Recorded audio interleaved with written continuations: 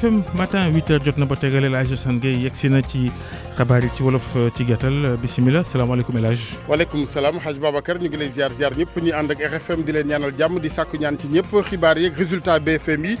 ci Salémata diwaanu Kédougou ak tan am na fa ndax daanaka ci échec yi lu néew la téeméeri jël juróom-ñett ya li may résultat yu baax yooyu nag ci gis-gis ak inspecteur éducation formation mooy taxawaay gi nu ci am ren teel a tàmbali gi ñeel li nga xamante ni mooy njàngale mi ak teewaayu jàngalekat yi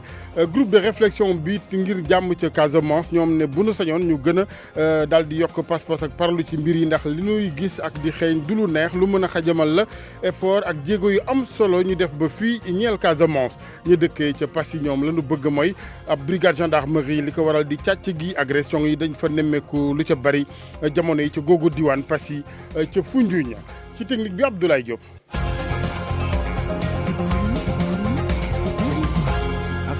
ñu tàmbalee kon ni ñu ko waxee BFM bi ren ak résultat yu baax yi nga xamante ni nimmi ko nañu ko ca Salémata diwaanu Kédougou inspection d'éducation et de formation bu diwaan nga ñoom gis ne échec ya daanaka 108% la téeméeri jël juróom-ñett ya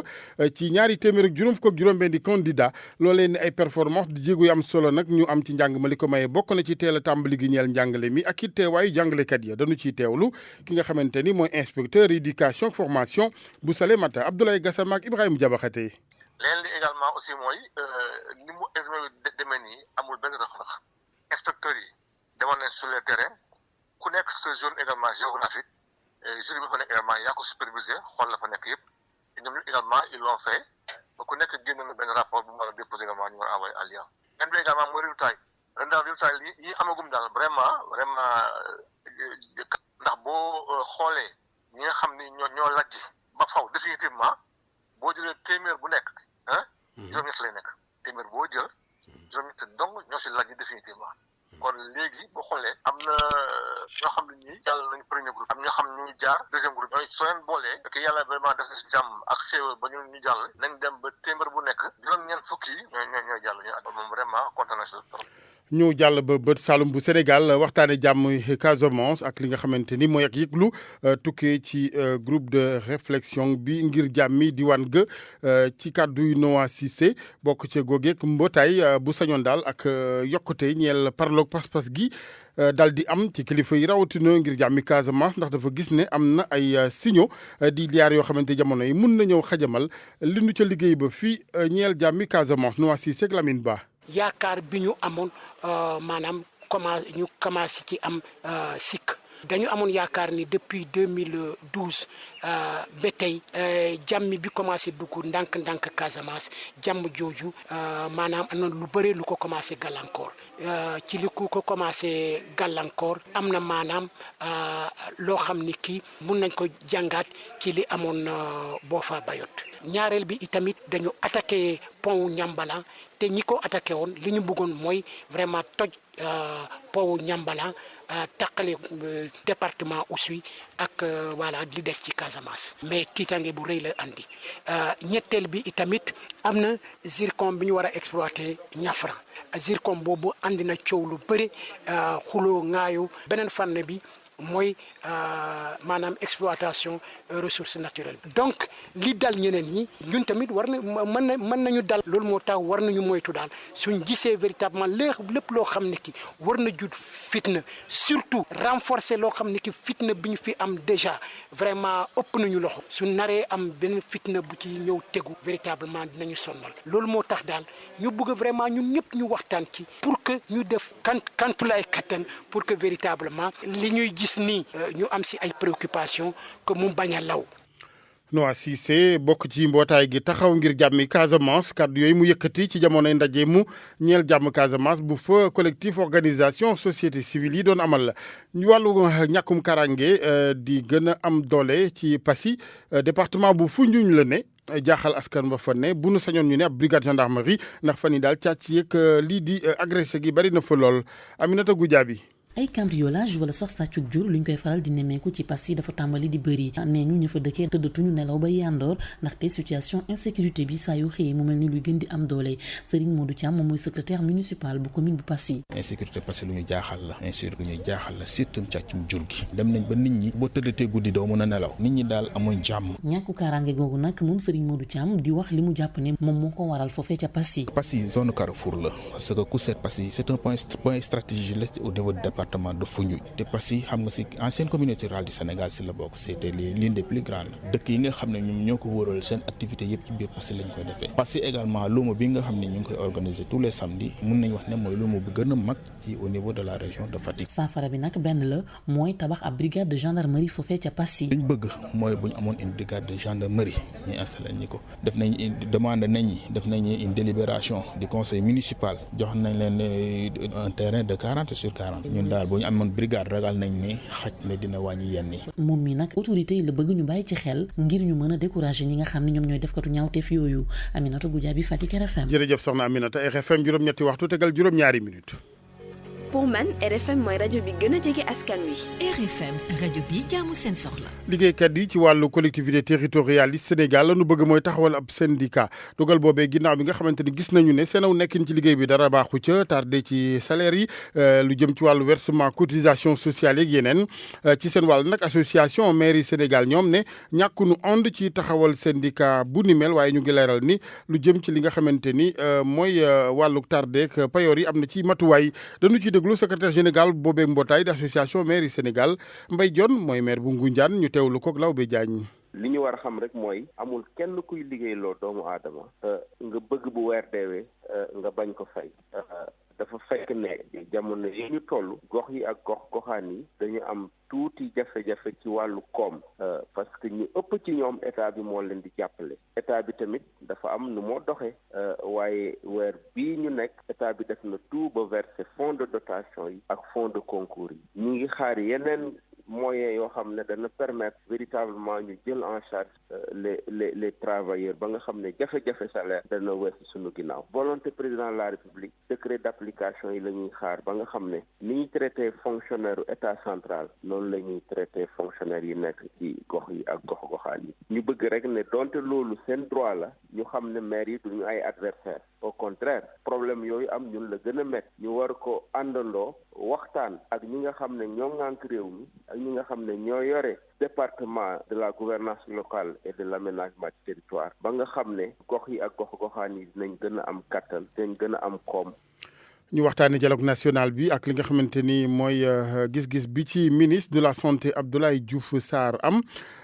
ñu fàttali ni ñaari weer a ngi bi nu ko sumbeeg léegi yooyu waxtaan bu sañoon mu ne ak yaatal am ci ba mu wees politique gi mbiri koom dundu askan wi boole ci mbooleem acteurs yi moom moo ni gisee coordonnateur la ci weneen wàll bu convergence des cadres républicains doon jiite monsieur le ministre Abdoulaye Diouf Sarr am ndaje ci diwaanu Ndar ci wàllu woowee ña ca yëkkati kàddu yëpp nag ñëwaat ci li nga xamante ni mooy thème ba fa dialogue national beeg nees mën a def ba ak cellal ci wàllu yorin wi ñeel gox-goxaan yi Abdoulaye Diouf Sarr ak Mouhamed Nabi Silla. thème yëpp waxtaan nañ ko imam ratib bu Saint-Louis teew le maire Mansour Faye teew mais acteurs société civile yi teew mais aussi acteurs de jeunesse yi yëm teew waxtaan nañ politique dialogue politique bi waxtaan nañ ci dialogue économique bi notamment sur le foncier sur les ressources naturelles waxtaan nañ préoccupation yëpp mais du ndaje tey bi mooy apporter solution yi ndaje tey bi contribution rek la mais bu acteurs yi war a waxee waxtaan au niveau national yëpp teewee foofu la piste de solution yi taxaw mais ñun loolu nag dañ si bëgg indi suñu contribution moo tax convergence des cadres républicains ñëw au niveau décentralisé pour waxtaane mbir yooyu def nañ ko Kaolack tey ñu def ko fii si Saint-Louis dans quelque temps danañ ko def fële au niveau sud wala Sédhiou bu ñu paree loolu yëpp nag mën a tënk suñu benn document boo xamante ne donc mooy doon suñu contribution ñu jébbal ko président de la République et si biir dialogue économique et social boobu dafa am dialogue sur les potentialités économiques notamment agriculture ressources naturelles énergie ak lépp mais boo na dialogue aussi da nga naan waxtaan ba juboo si dara. monsieur le ministre Abdoulaye Diouf Sarr naataangoom bi ñu dénk wàllu transport maître El Hadji Oumar Youm di jiite tey jii ci Ndakaaru King Fahd Palace ndaje mu yaa ñeel wàllu transport ci Sénégal waaye it kaaraange ci tali yi ak nees mun a def ba ku ne dugal ci sa loxo ndax mu doon kaaraange ci tali yi lu soxal ñëpp boobu secteur transport nag ci gis-gisu Mbaxaan Gomis mooy vice président national.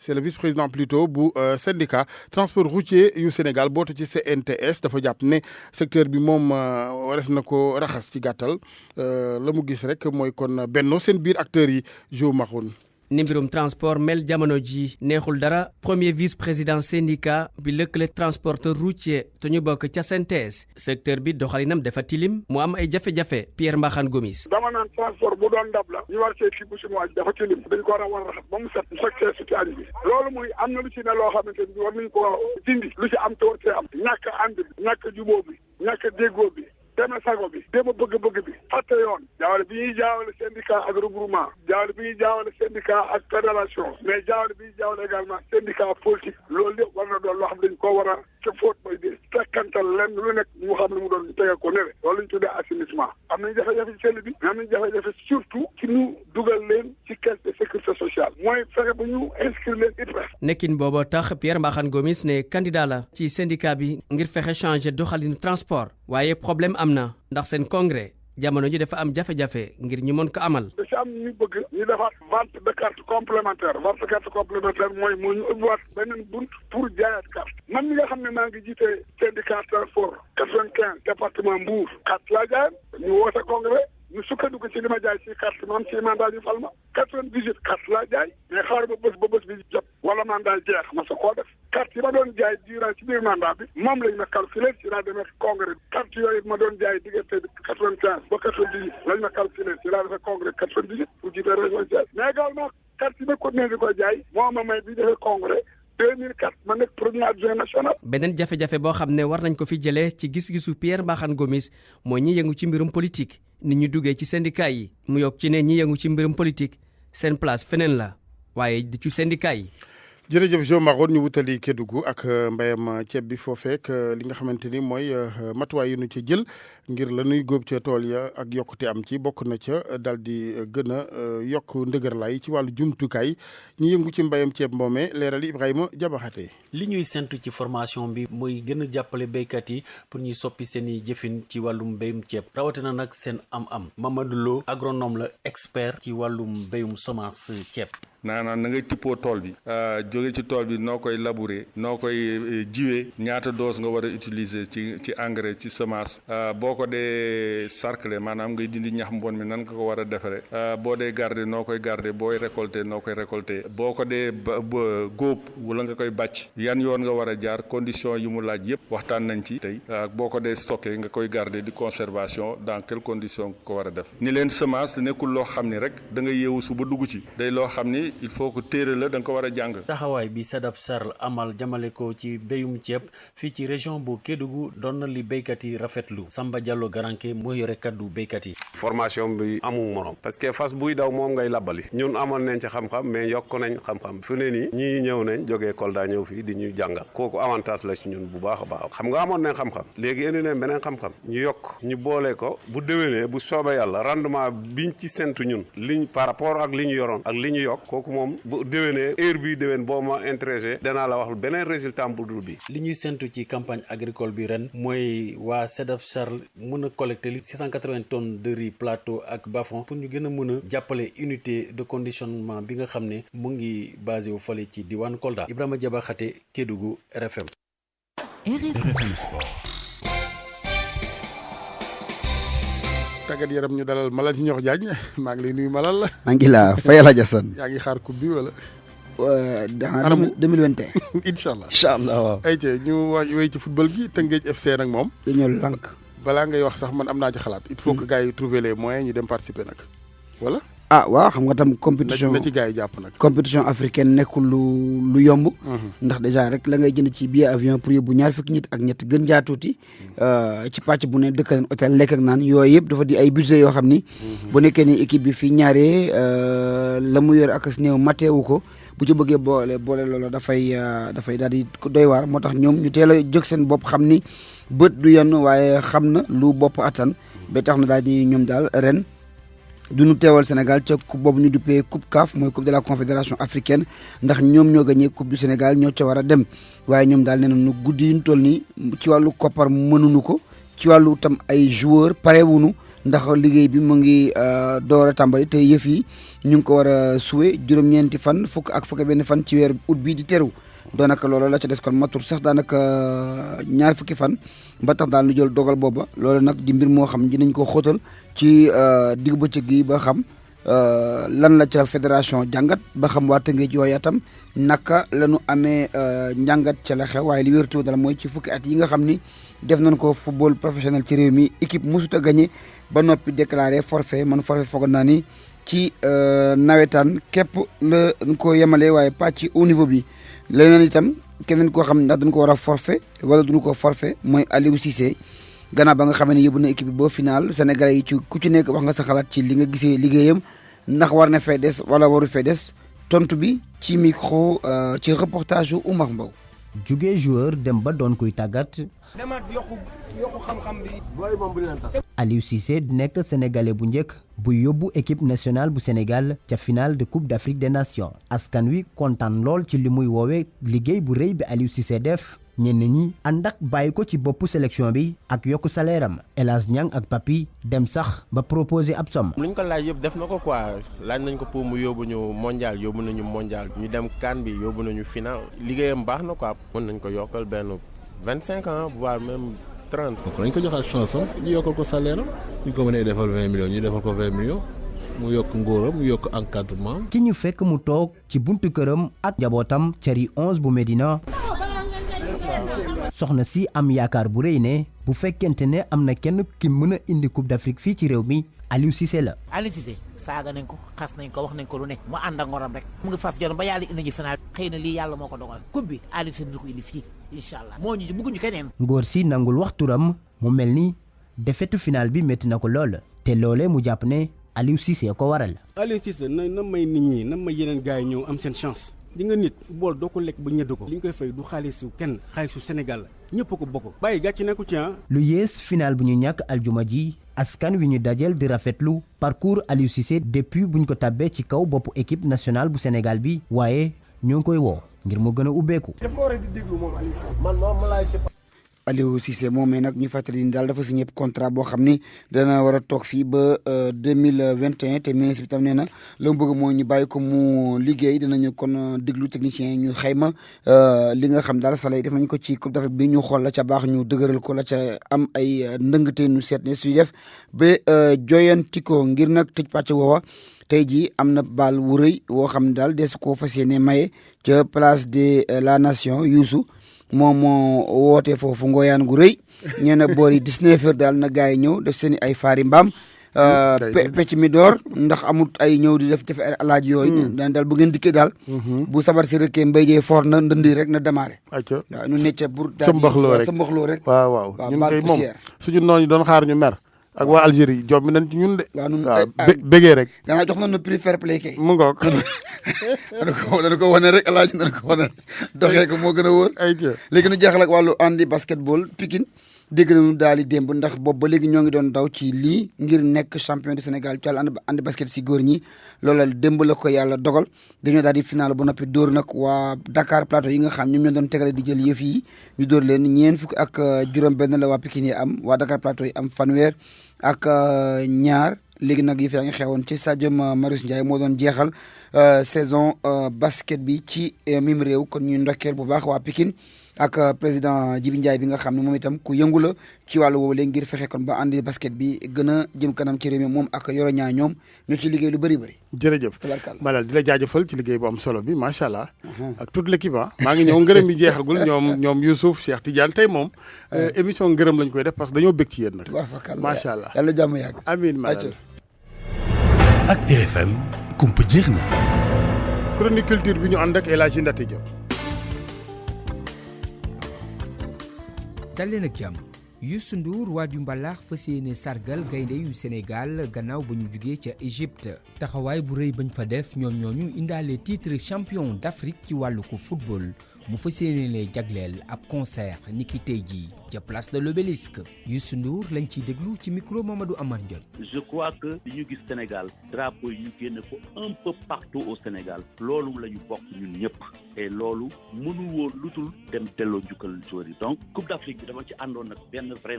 sentiment bougé wu ma xam ngeen gëj naa tëgg Sénégal léegi je donne rendez-vous à tout le peuple place de la nation je donne un concert bu may tuddee merci jërëjëf. jóge Ndakaaru dem ba ca l'école des sables ba nekk ca tubaab jalaaw bi nga xam ni pecckat bi di Germaine Accougny moom moo ko taxawal moom timit daal dinay sargal bu baax a baax Léopold Sédar Senghor waaye timit couple haïtien bi di Jacqueline ak Lucien Lemoine loolu amoon ci njeexitaluk ay bés bi ci teewaayuk poète bi di Amadou Lamine Sall. Abdou Diouf Diagne. léegi xàll wi nga xam ne moo nekk ci buntu école des sables te nekk ca tubaab jalaaw dee leen ko woowee Léopold Sédar Senghor studio ba ngeen naan ko Jacqueline et Lucien Lemoine ñi nga xam ne ñoom ñoo jiite école boobu di jàngale wàllu peccum cosaan dañuy bañ ñu fàtte ñooñu nga xam ne dañoo def lu am solo ci wàllu caada Germaine Accougny. parce que ñoom suñu aada yi dañ koy fonk lu tax je leur ai rendu hommage dañ leen fàtte surtout Jacqueline et Lucien Lemoine dañ leen fàtte man leen du ma leen fàtte. Germaine Accougny moomu sax daal dinay wax ni mu gisee pecc mi fii ci Sénégal muy xam ne ni dañoo war a daal di delluwaat ci li fi maam bàyyi woon. suñu maam yi ñu doon fecc sabar loolu laa bëgg nag parce que léegi suñuy fecc sabar tànk yi dañuy dem fu nekk dama bëgg xale yi nag nañu jël exemple ci suñu maam yi pour fecc sabar avec classe la vulgarité c'est ce que je n'accepte pas. Amadou Lamine Sall di poète nekk tamit secrétaire général bu fondation mondiale pour la sauvegarde de Gorée xam le ne lii di wàllu caada dañ ko war a gën a jox gëdd ndax mën nañu dimbali ci wàllu koom-koom. culture dañ ko war a yëkkati parce que culture moo yóbbu réew kaw culture moo tax ñu xam Sénégal te toujours damay wax ne bu ñu fàtte mukk ne poète artiste mooy Senghor moom moo créé république du Sénégal moom moo créé état du Sénégal te lépp lu ñu am rek dañoo war a xam ne ay poète ak artiste moom moo ñu ko jox. daataa ñoo jóge ci bërëb boobile ñi nga xam ne ñoom ñoo nekkoon gan yi seetaan nañ ab prestation artistique bu am solo. Abdou Diouf Diagne ñu di ko jaajëfal fii la ñuy yem dig daje ëllëg ci beneen chronique.